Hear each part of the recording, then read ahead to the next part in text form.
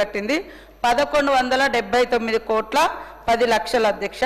ఇప్పటి వరకు ఉన్న బకాయిలు అన్ని కలుపుకుంటే మరి 5520 కోట్ల 60 లక్షలని మేము చెప్పడం జరిగింది అధ్యక్ష.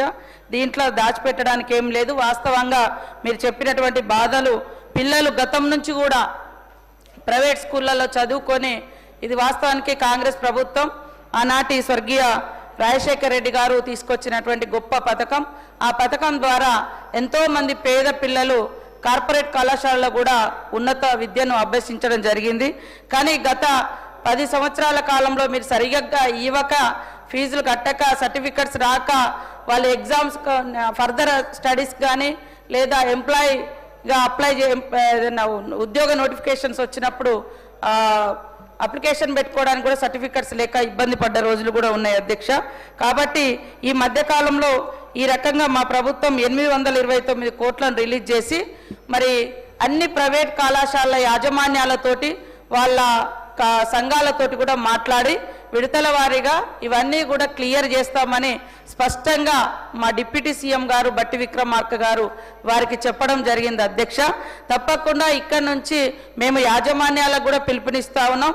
మీకు మా డిప్యూటీ సీఎం గారు పిలిచి అష్యూరెన్స్ ఇచ్చారు కాబట్టి ఎట్టి పరిస్థితుల్లో పిల్లల సర్టిఫికెట్లు ఆపకుండా వాళ్ళు ఇవ్వాలని కూడా కోరుతా ఉన్నాం అధ్యక్ష.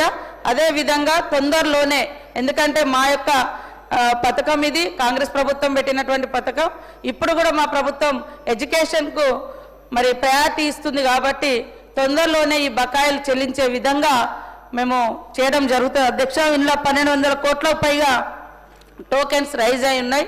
కొన్ని ఇతరత్ర కారణాల రీత్యా ఆగింది. తొందరలోనే క్లియర్ చేస్తామని తెలియజేస్తా ఉన్నాం అధ్యక్ష.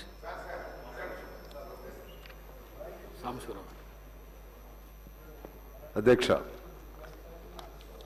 నేను దీనికి సంబంధించి ఒక 3 క్వశ్చన్స్ అంటే ఉప ప్రశ్నలు వేస్తున్నాను. దాని మీద క్లారిటీ ఇస్తే బాగుంటుందనేది నేను కోరుతున్నాను.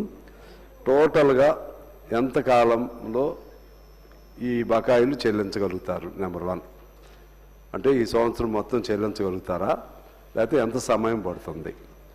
రెండోది, ఒకవేళ అది కుదరకపోతే దశల వారీగా చెల్లించాలన్నప్పుడు మొదటి దశ ఎంత చెల్లిస్తారు?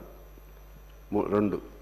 మూడోది, ఆ చెల్లించే వాళ్ళల్లో ప్రాధాన్యతలు ఏమిటి?